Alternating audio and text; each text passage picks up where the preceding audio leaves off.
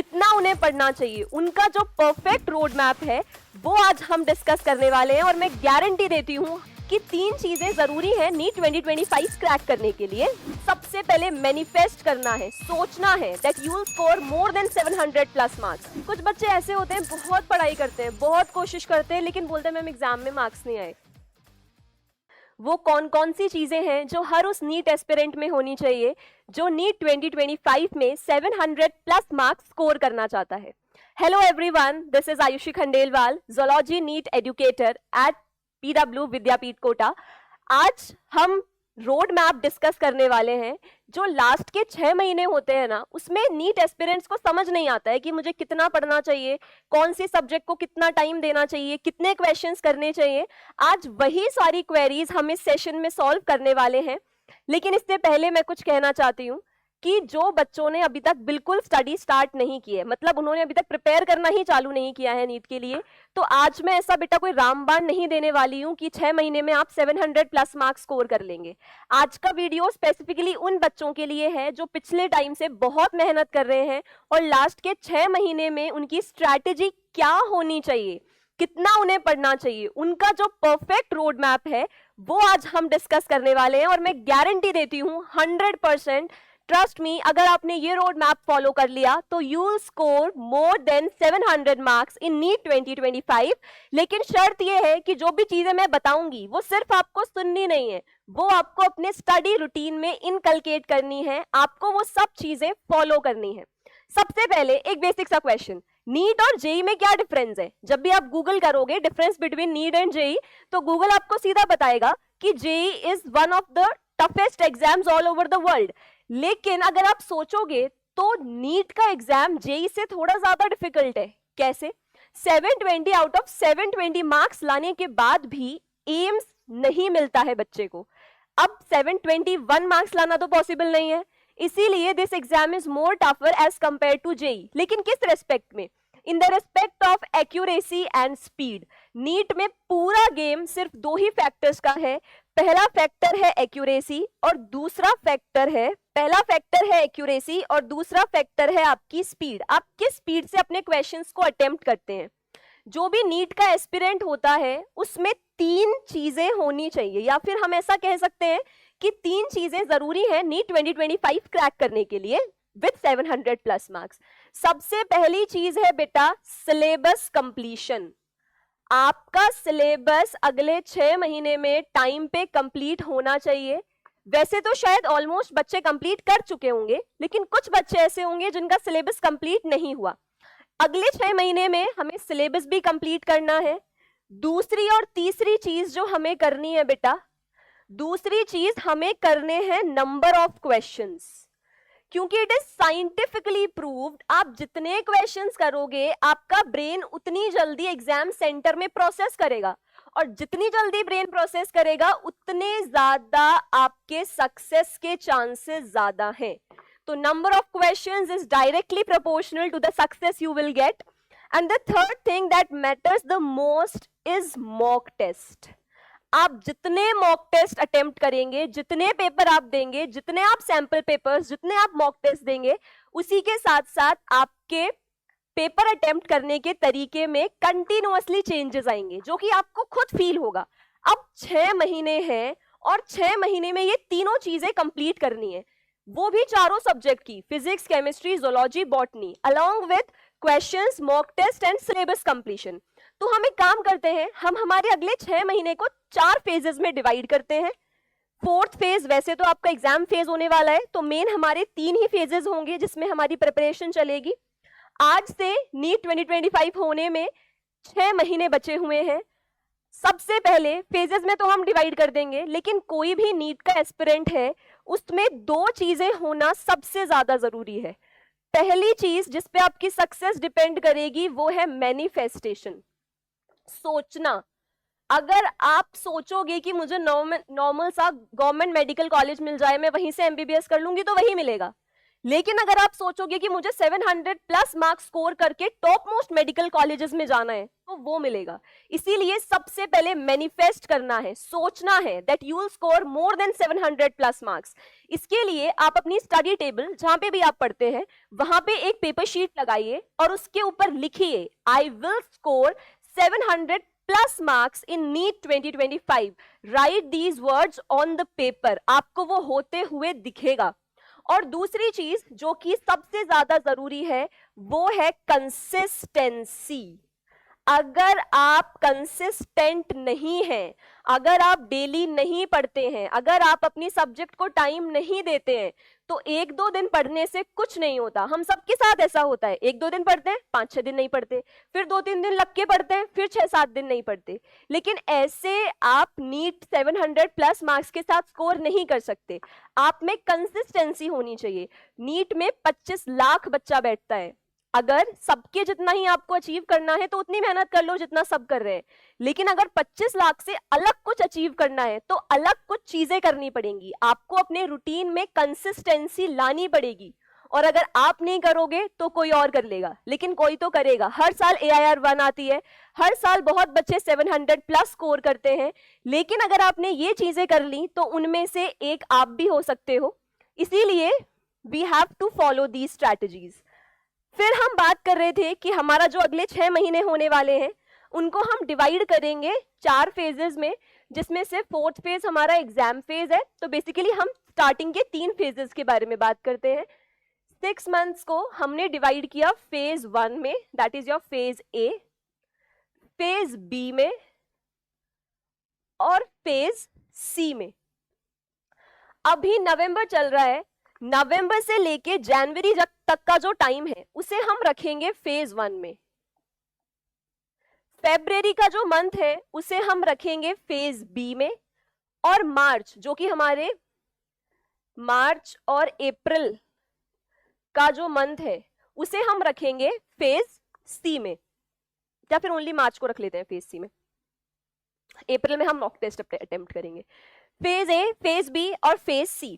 Phase A में सबसे पहले जो आपका मोटिव होना चाहिए वो होना चाहिए सिलेबस कंप्लीशन। आपको इस टाइम अपना सिलेबस कंप्लीट करना है। सिलेबस कंप्लीट करने का मतलब सिर्फ नोट्स कंप्लीट करना नहीं होता है। सिलेबस कंप्लीट करने का मतलब है सबसे पहले आपके बैकलॉग्स कंप्लीट होने चाहिए। दूसरा, जितने भी आपके वीक टॉपिक्स है बेटा, आपको उन सब वीक टॉपिक्स को स्ट्रेंथन करना है। आपको अपने वीक टॉपिक्स पे अपनी कमांड जनरेट करनी है। और तीसरी चीज, प्रैक्टिस वेयर एवर नीडेड। जिस जिस टॉपिक में आपको एक्स्ट्रा प्रैक्टिस चाहिए वहां वहां आपको एक्स्ट्रा प्रैक्टिस करनी है। और इसी के साथ जो आपकी 4 सब्जेक्ट्स होंगी, जूलॉजी, बॉटनी, आईओसी एंड ओसी। वापस रिपीट कर रही हूं मैं, जूलॉजी, बॉटनी, आईओसी और ओसी। इन सारी सब्जेक्ट का एटलीस्ट इन महीनों में आपको 3 बार रिवीजन करना होगा। Zoology, botany, OC and IOC. इसका रिवीजन हमें कितनी बार करना है? रिवीजन नहीं तो एटलीस्ट आपको इनको 3-3 बार पूरा पढ़ना है। 3 टाइम्स आप ये कवर कर लोगे, ये आपका फेज ए हो जाएगा। फिर हम एंटर करते हैं फेज बी में। फेज बी जो होगा उसमें सबसे पहली चीज, जब आप ज़ूलॉजी या बॉटनी कर रहे होंगे या आप आईओसी कर रहे होंगे या आप ओसी कर रहे होंगे, इस टाइम जब आप ये चीजें पढ़ लेंगे बुक से, आपके नोट से, तो आपको कॉपी और बुक्स को बंद करके साइड में रख देना है। उसके बाद आपको एक पेपर की शीट लेनी है, उस शीट पे आपको टॉपिक लिखना है जो भी टॉपिक आपने पढ़ा है, और जल्दी जल्दी जल्दी जल्दी पेन से वो सब चीजें लिखनी है जो आपको याद है। रिमेंबर, नोट्स नहीं बनाने हैं, हम यहाँ नोट्स नहीं बना रहे हैं, हम वो सब चीजें पेपर पेन डाउन कर रहे हैं, पेपर पे लिख रहे हैं जो चीजें हमें याद हैं। तो डिटेल से नहीं लिखनी है, हैंडराइटिंग पे फोकस नहीं करना है, कलर्ड पेन्स यूज नहीं करने हैं ऑब्वियसली, सिर्फ चीजों को लिखना है, जो जो आपके दिमाग में है उन सब चीजों को आपको पेपर पे उतारना है। ठीक है, ये आप करोगे जूलॉजी, बॉटनी, आईओसी और ओसी के साथ। उसके बाद आपकी जो फिजिक्स बचती है और जो केमिस्ट्री बचती है, मतलब कि आपकी जो पीसी बचती है, इनमें आपको अप्रोक्सीमेटली 100 क्वेश्चंस करने हैं पर डे। एक दिन में कितने क्वेश्चंस करने हैं? 100 क्वेश्चंस। आप टॉपिक पढ़ेंगे, इन सारी सब्जेक्ट्स को तो आप पेपर पे लिखेंगे, ओके। और जब आप फिजिक्स केमिस्ट्री कर रहे होंगे तो आप 100 क्वेश्चंस करेंगे पर डे, जिसमें से 70-80 क्वेश्चंस आपके उस टॉपिक के हो सकते हैं जो आपने पढ़े हैं, और 20 क्वेश्चंस ये जो सब्जेक्ट्स पढ़ रहे हो इनके हो सकते हैं। अब जब आप क्वेश्चंस करते हैं तो हमें ये नहीं समझ आता है कि मैम हमने क्वेश्चंस तो कर लिए, लेकिन हम ये क्वेश्चंस तो एग्जाम तक भूल जाएंगे कि कौन कौन से क्वेश्चंस किए थे। इसीलिए क्वेश्चंस करने का भी एक तरीका होता है, पहले वो डिस्कस कर लेते हैं। जब भी आप क्वेश्चंस करते हो या आप क्वेश्चंस अटेम्प्ट करते हो, तो अटेम्प्ट करते ही आपको क्वेश्चंस को डिवाइड करना होता है 3 कैटेगरीज में, ए कैटेगरी, बी कैटेगरी और सी कैटेगरी। आपने कोई क्वेश्चन किया, अगर वो क्वेश्चन ऐसा है जो सीधा थ्योरी पढ़ने से हो जाता है, मतलब it is a direct question, अगर कोई भी क्वेश्चन ऐसा आपको मिलता है जो कि एक डायरेक्ट थ्योरेटिकल क्वेश्चन है, तो आप उस क्वेश्चन के आगे लिख देंगे ए। अगर आपको कोई क्वेश्चन ऐसा मिलता है जो कि ट्रिक क्वेश्चन है, या फिर आपने उस क्वेश्चन में कोई ब्लंडर किया है सॉल्व करते टाइम, या फिर आपने उस क्वेश्चन को सॉल्व करते टाइम कोई सिली मिस्टेक की है, तो आप उन क्वेश्चंस को रख देंगे सेक्शन बी में। और सेक्शन सी में वो क्वेश्चंस आएंगे जो कि बहुत हार्ड क्वेश्चंस हैं, मतलब ऐसे क्वेश्चंस जो आपसे उस टाइम सॉल्व नहीं हुए, you couldn't solve at that time. तो आपने क्या किया, आपने सब्जेक्ट पढ़ी, जो थ्योरेटिकल सब्जेक्ट्स की उनको आपने लिख लिया और उनके 20 क्वेश्चंस कर लिए, और जो आपकी प्रैक्टिकल सब्जेक्ट्स थी फिजिक्स एंड केमिस्ट्री, उनके क्वेश्चंस को आपने 80 क्वेश्चन किए, जिसमें से जो जो क्वेश्चंस किए उनको ए, बी और सी कैटेगरी में डिवाइड कर दिया। ये आपकी अप्रोच होने वाली है for the next phase, that is your phase B. फिर हम एंटर कर जाएंगे फेज सी में, जो कि बहुत क्रूशियल फेज है। इस टाइम हमारा पूरा फोकस होगा जितनी ज्यादा हम रिवीजन कर सके नोट्स की, जितना हम नोट्स रिवाइज करेंगे उतना हमारे लिए अच्छा है। फिजिक्स और केमिस्ट्री के फॉर्मूलाज जो हैं उनको एक छोटी सी डायरी आती है, किसी भी शॉप पे मिल जाएगी, 10-15 रुपए की छोटी डायरी आती है।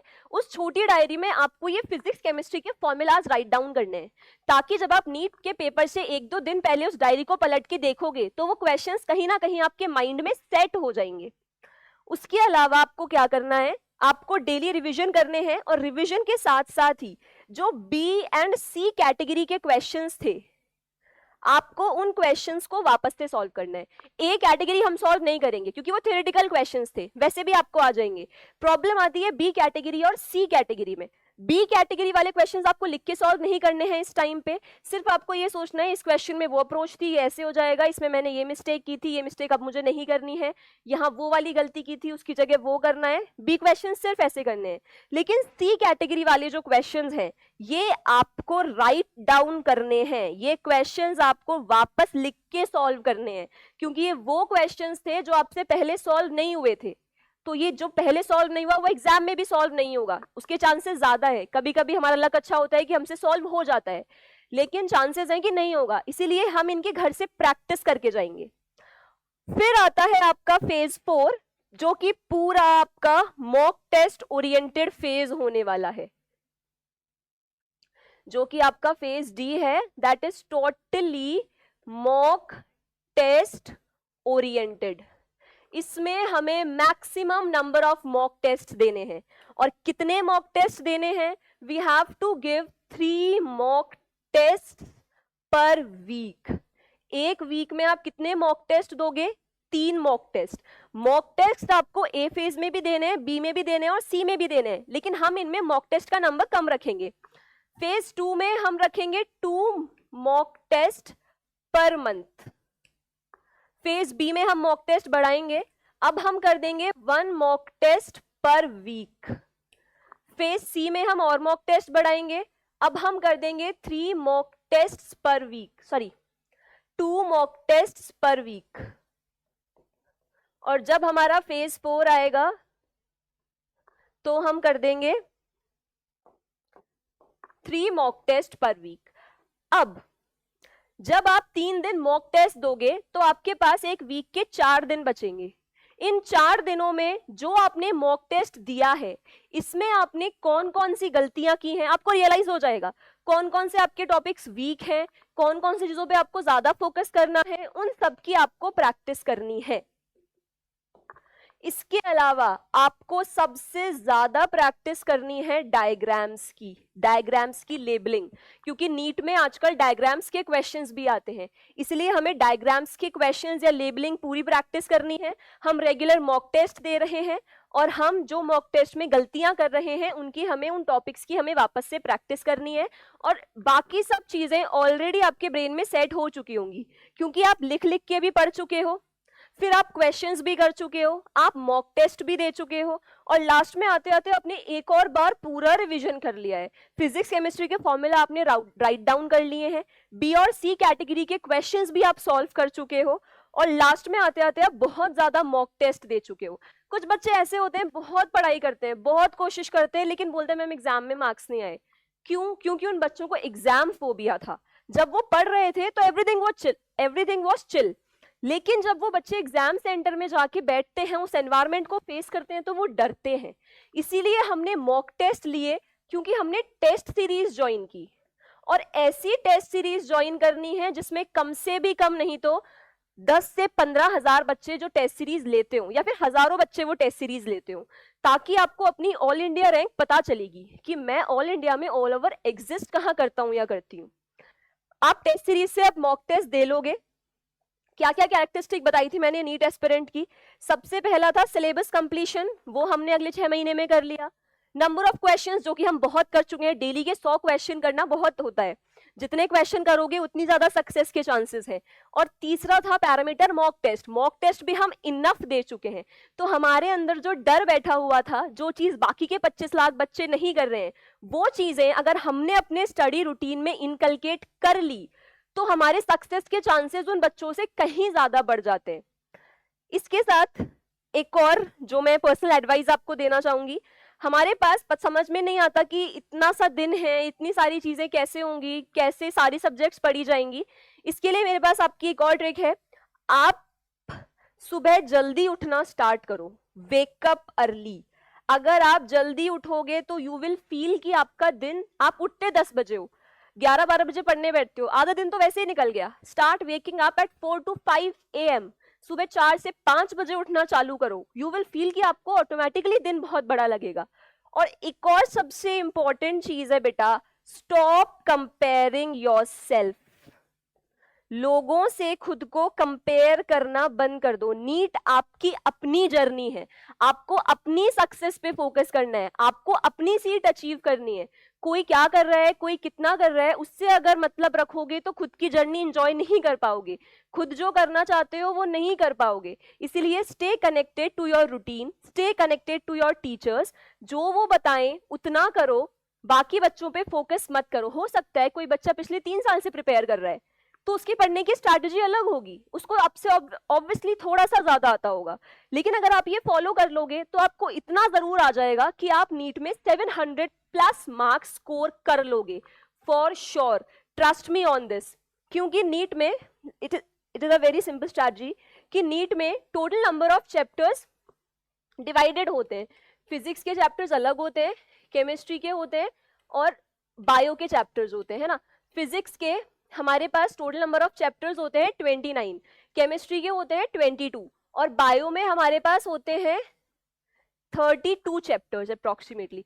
तो टोटल नंबर ऑफ चैप्टर्स जो हम करते हैं दैट इज 83 चैप्टर्स। अब ये 83 चैप्टर्स पूरी जनता कर रही है, वही एनसीईआरटी पूरी जनता पढ़ रही है, लेकिन क्या चीज आपको उन सबसे अलग बनाएगी, वो ये स्ट्रैटेजी है।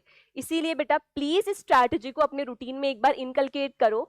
Trust me, you will feel changes, you will feel कि आपके मार्क्स कंटिन्यूसली इंप्रूव हो रहे हैं, और वो जो मार्क्स इंप्रूव होते हैं वो अपने आप में कॉन्फिडेंस बिल्ड करता है। So thank you so much, बहुत अच्छा लगा आपके साथ ये रोड मैप शेयर करके। I took time to made this. मैं नहीं चाहती थी कि मैं आपसे ये चीज बोलूं कि ऐसे कर लो, सुबह जल्दी उठा करो, अपने टॉपिक्स क्लियर कर लो, टीचर्स से पूछ लो, डाउट्स मत रखो। मैं एक प्रॉपर स्ट्रैटेजी, एक प्रॉपर रोड मैप आपको देना चाहती थी, and I hope that I gave you a proper roadmap thank you so much. I hope all of you get your dream colleges. आपकी मेहनत सफल हो जाए. Thank you so much.